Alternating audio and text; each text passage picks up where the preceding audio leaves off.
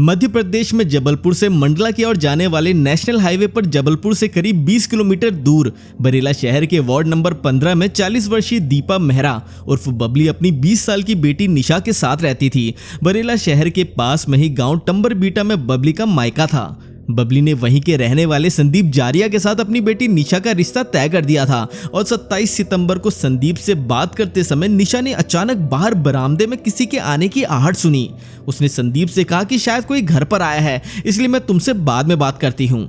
इतना कहकर निशा ने फोन काट दिया। इसके बाद जब काफी समय तक भी निशा का फोन नहीं आया तो संदीप ने ही दोबारा निशा को फोन किया, लेकिन तब उसे निशा का नंबर बंद मिला। पहले तो संदीप ने सोचा कि शायद बैटरी डिस्चार्ज हो गई होगी, लेकिन रात के 12 बजे तक कई बार फोन करने पर भी निशा का फोन स्विच ऑफ ही आ रहा था, इसलिए संदीप परेशान हो गया था। और फिर अगले दिन संदीप की नींद उसके फोन की घंटी बजने से खुली। फोन पर बबली के पिता चंद्रभान थे। उन्होंने भी संदीप को यही बताया कि निशा और बबली का फोन नहीं लग रहा है। साथ ही उन्होंने संदीप से पूछा कि क्या कल रात उसकी निशा से कोई बात हुई थी। संदीप को चंद्रभान की बात सुनकर बीती रात निशा का फोन स्विच ऑफ होने वाली बात याद आ गई। बबली के पिता चंद्रभान टेम्बर भीटा गांव में ही रहते थे, जो बरेला से केवल 5 किलोमीटर की दूरी पर ही था। क्योंकि निशा का फोन स्विच ऑफ आने पर वो काफी चिंतित हो गए थे, इसलिए उन्होंने अपने छोटे भाई के बेटे आशीष को बरेला चलने को कहा। इसके बाद वो दोनों बरेला पहुंच गए। वहां पहुंचकर उन्होंने देखा कि जिस घर में बबली अपनी बेटी निशा के साथ रहती थी वहां ताला लगा हुआ है। उसी घर से सटे हुए दूसरे मकान में बबली की देवरानी मालती भी रहती थी। चंद्रभान और आशीष जानते थे कि काफी समय से बबली और मालती के बीच बोलचाल बंद है, लेकिन फिर भी उन्होंने मालती के घर का दरवाजा खटखटाया। अंदर से आवाज आई, कौन है? चंद्रभान ने तेज आवाज में बोलते हुए मालती से निशा के बारे में पूछा, तो चंद्रभान की आवाज सुनकर मालती ने घर का दरवाजा खोले बिना ही अंदर से बोल दिया कि उसे उन दोनों के बारे में कुछ नहीं पता है। इसके बाद चंद्रभान और आशीष ने आस पड़ोस के दूसरे लोगों से भी पूछताछ की। अधिकतर पड़ोसियों ने बताया कि बबली और उसकी छोटी बेटी निशा बीती रात 8 से 9 बजे तक तो अपने घर में ही देखे गए थे और उनके कमरे से टीवी चलने की आवाज भी आ रही थी, लेकिन उनके अचानक कहीं चले जाने के बारे में पड़ोसियों को कोई जानकारी नहीं थी।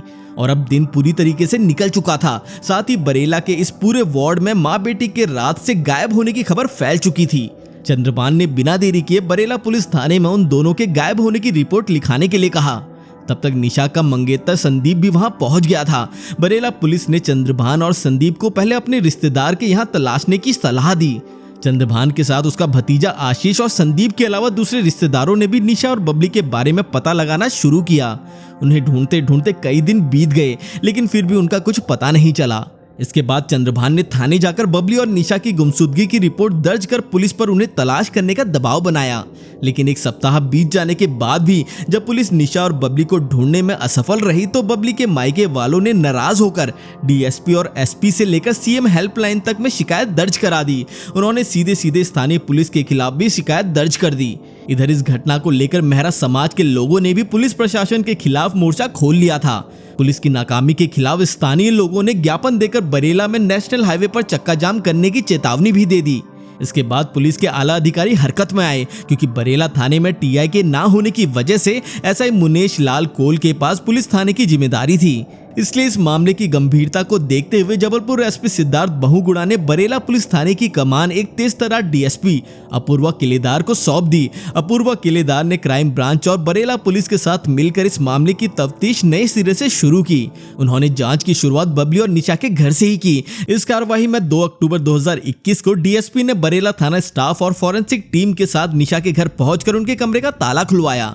कमरा पूरी तरीके से व्यवस्थित था, लेकिन किचन में खराब हो चुके खाने से दुर्गंध आ रही थी। फॉरेंसिक टीम ने किचन में देखा तो वहां पर पका हुआ खाना पड़ा हुआ था और ये देखकर सभी इस बात से हैरान हो गए थे कि जब उन्होंने खाना बनाया था तो आखिर वो दोनों बगैर खाना खाए अचानक कहां चली गई थी।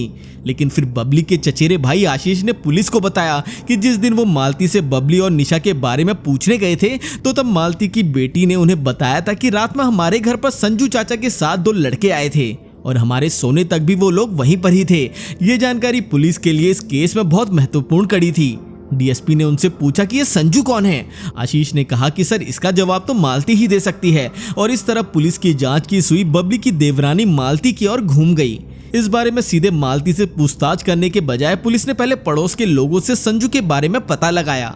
जांच में पता चला कि उसका पूरा नाम संजू त्रिपाल है और वो दूसरी जगह का रहने वाला है, लेकिन अक्सर वो इस मोहल्ले में आता रहता था। अधिकतर लोगों ने संजू के बारे में यही बताया कि मालती और संजू के बीच अवैध संबंध है और वो उसी से मिलने मोहल्ले में आता है। इसके बाद पुलिस सीधे मालती के घर पर पहुंची और पुलिस ने मालती से जानकारी लेने की कोशिश की कि जब उसके और बबली के बीच इतना करीबी रिश्ता है तो उनकी आपस में क्यों नहीं बनती। मालती ने बताया कि उनके विचार और व्यवहार एक दूसरे को पसंद नहीं थे, इसलिए उनके साथ मेरी बोलचाल बंद थी। और संजू के बारे में पूछने पर मालती ने बताया कि वो उसके पति का दोस्त है। चूंकि पति कामकाज के सिलसिले में हमेशा बाहर ही रहते हैं और ससुर बहुत बूढ़े हैं, इसलिए संजू उसके पति के कहने पर उनके परिवार का ध्यान रखता है। पुलिस के लिए मालती से की गई ये पूछताछ बहुत ही महत्वपूर्ण साबित हुई। फिर उसी दौरान पुलिस ने संजू और मालती के मोबाइल फोन की कॉल डिटेल्स निकलवाई, जिससे पता चला कि पिछले 4 दिनों में दोनों के बीच घंटों घंटों बातचीत हुई थी। साथ ही पुलिस को एक मुखबिर ने सूचना दी कि संजू अपने साथियों के साथ 3 अक्टूबर को मालती के घर आया था। इसके बाद डीएसपी अपूर्वा ने एक महिला कांस्टेबल को सादे कपड़ों में मालती के घर पर तब भेजा जब मालती अपने घर पर नहीं थी। उस कांस्टेबल ने मालती की बड़ी बेटी से पूछताछ की तो उससे पुलिस को एक चौंकाने वाली जानकारी मिली। मालती की बेटी ने बताया कि 27 सितंबर की रात को उनके घर संजू चाचा के साथ 2 लड़के आए थे और मम्मी ने हमें खाना खिलाकर जल्दी सुला दिया था, लेकिन संजू चाचा और वो दोनों लड़के देर रात तक हमारे घर पर ही थे।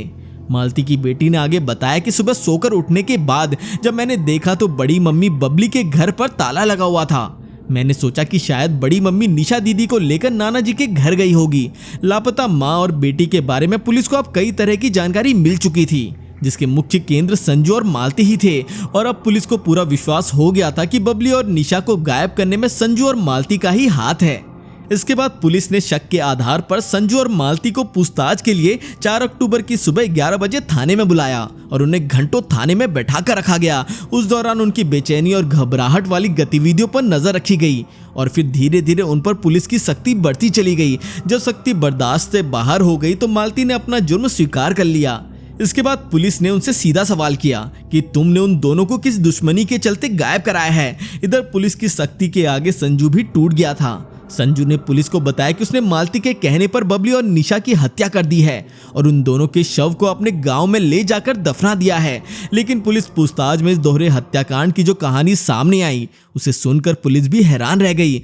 दरअसल मध्य प्रदेश के जिला जबलपुर के बरेला कस्बे की भगत सिंह कॉलोनी में रहने वाली 40 वर्षीय दीपा मेहरा उर्फ बबली नगर के आंगनवाड़ी केंद्र में नौकरी करती थी और उसकी शादी सन 2000 में बरेला के निवासी पंचम लाल के बड़े बेटे नरेश मेहरा से हुई थी। फिर शादी के 1 साल बाद यानी 2001 में निशा के जन्म के कुछ ही दिनों के बाद बबली के पति नरेश की एक दुर्घटना में मौत हो गई थी और पंचम लाल का छोटा बेटा सुरेश राज मिस्त्री का काम करता था।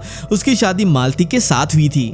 इसके बाद सुरेश अपनी पत्नी बच्चों को लेकर अलग रहने लगा था। इधर अपनी बेटी के अच्छे भविष्य के सपने सजोए बबली अपने घर को जैसे तैसे करके चला रही थी। समय के साथ साथ निशा भी जवान हो गई थी। वो भी सालीवाड़ा गौर कॉलेज के ग्रेजुएशन के अंतिम वर्ष की पढ़ाई कर रही थी कि तभी उसके नाना ने निशा का रिश्ता तय कर दिया था। इधर पंचम लाल के मकान में 4 कमरे थे, जिनमें से बंटवारे के समय 2 कमरे में बबली और 2 कमरों में मालती के पति सुरेश का परिवार रहने लगा था। मालती का पति सुरेश अक्सर काम के सिलसिले में मंडला जिले में रहता था। वो कई महीनों तक अपने घर नहीं आता था। मालती अपनी 3 बेटियों और बूढ़े ससुर पंचम लाल के साथ बरेला में रहती थी।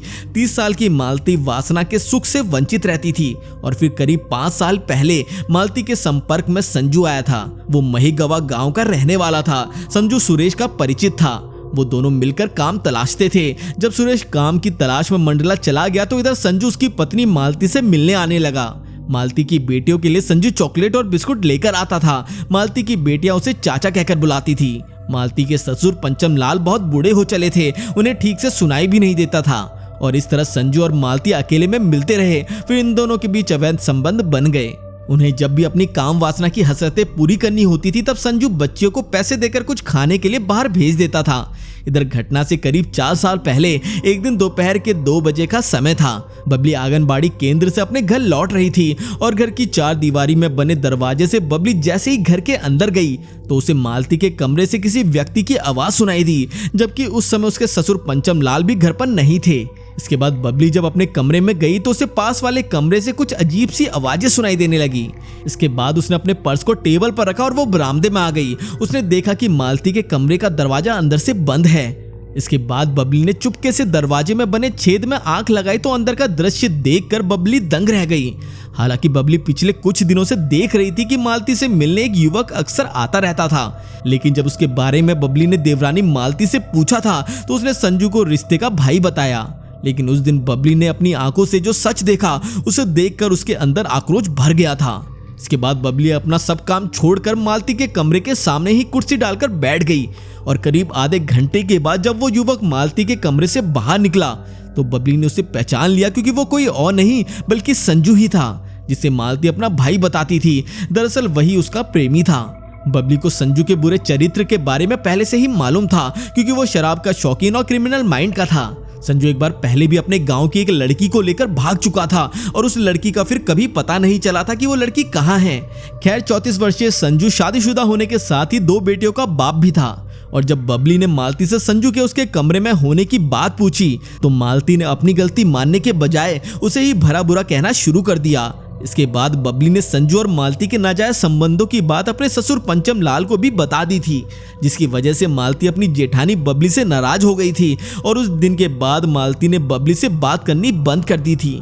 इसके बाद तो संजू बेखौफ मालती के घर पर आकर रंगरलियां मनाने लगा था। इधर बबली की बेटी निशा का रिश्ता संदीप के साथ तय हो चुका था और बबली को ये चिंता खाई जा रही थी कि कहीं मालती की इस करतूत का असर उसकी बेटी की शादी पर ना पड़े, क्योंकि इसमें परिवार की बदनामी का भी डर था। इधर मालती शक्की स्वभाव की थी और उसे लगता था कि उसकी भतीजी निशा उस पर नजर रखती है। वही संजू के आने जाने की हर खबर अपनी माँ बबली को बताती है और माँ उसकी शिकायत ससुर से करती है। इस शक के चलते वो अंदर ही अंदर डरने लगी थी कि कहीं उसके और संजू के अवैध संबंधों की बात उसके पति सुरेश तक ना पहुंच जाए। उधर संजू के मन में भी कुछ इसी तरीके के विचार आ रहे थे। फिर एक दिन मालती ने संजू से कहा कि अब उनके संबंधों में बबली और उसकी बेटी बाधा बन गई है, इसलिए उन्हें अब रास्ते से हटाना ही होगा। इसके बाद उन दोनों ने मिलकर एक खूनी प्लान बनाया। संजू ने प्लान के मुताबिक इस काम को अंजाम देने के लिए अपने 2 दोस्त राजा और देवा को शामिल कर लिया था और बदले में उन्हें काम पूरा होने पर 50,000 रुपए देने का वादा किया था। संजू ने उन्हें कुछ पैसे एडवांस भी दिए थे। इसके बाद 27 सितंबर 2021 को रात के समय राजा और देवा के साथ संजू मालती के घर पर पहुंच गया। इसके बाद प्लान के अनुसार मालती ने अपने ससुर पंचम लाल के खाने में नींद की गोलियां मिला दी थी, जिससे पंचम लाल गहरी नींद में सो गए थे। इसके बाद मालती ने तीनों बेटियों को भी जल्दी से खाना खिलाकर सोने के लिए दूसरे कमरे में भेज दिया। उसके बाद वो तीनों बबली के आंगन में घात लगाकर बैठ गए और फिर रात के करीब 10 बजे जैसे ही बबली शौचालय की ओर जाने लगी तभी उन तीनों ने उसे पीछे से पकड़ लिया।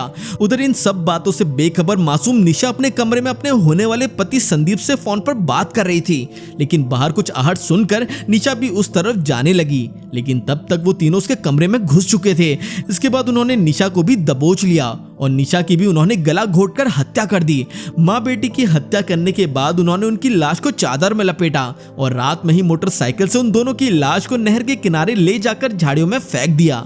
इसके बाद अगले दिन तीनों ने उनकी लाश पर नमक डालकर एक गड्ढे में दफना दिया था और ये काम महेगवा नगर के किनारे एक सुनसान इलाके में किया गया था, जो कि मुख्य रोड से लगभग 800 मीटर अंदर है। इसके बाद एसडीएम प्रमोद सेन गुप्ता और तहसीलदार की उपस्थिति में पुलिस ने मजदूरों की मदद से जो जमीन की खुदाई कराई तो लगभग 5 फीट गहरे गड्ढे में उन्हें 2 लाशें मिली।